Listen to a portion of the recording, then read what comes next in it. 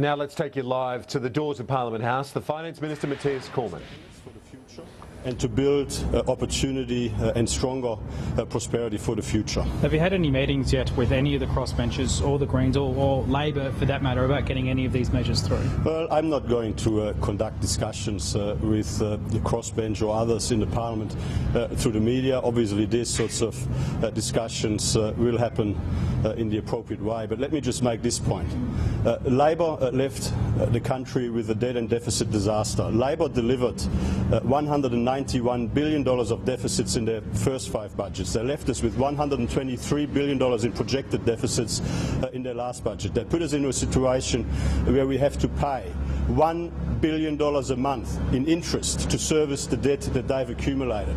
So we say to Bill Shorten and to the Labor Party, face up to your responsibility, become part of the solution. We are taking responsibility to fix the mess that you left behind. There is only one plan that is on the table, and that is our plan. You should support it.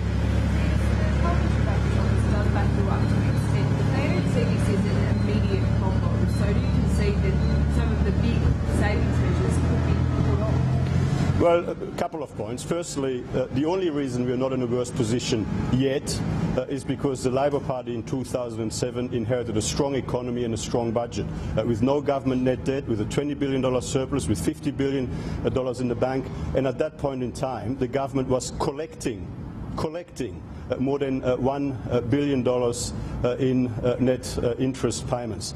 And secondly, the budget does initiate a whole series of structural reforms which start low and slow and which build over time and which are designed to put us on a stronger trajectory for the future, which are designed as part of our economic action strategy to build a stronger, more prosperous, more resilient economy for the future and to repair the budget, because we must. Finance Minister, how can the government justify a potential spend on government advertising at the same time as telling everybody they need to share the pain and tighten the belt?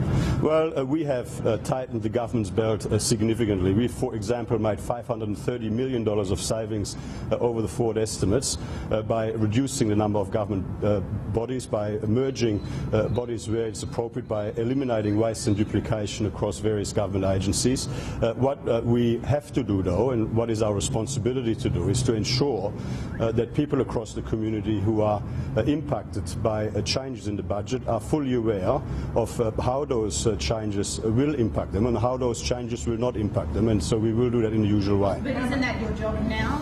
You shouldn't be doing that for free, should you? Why should you spend taxpayers' money telling them about a budget they can easily go on? We are doing what needs to be done in order to ensure that people across the community are fully aware of how the budget will and will not impact on them. So thank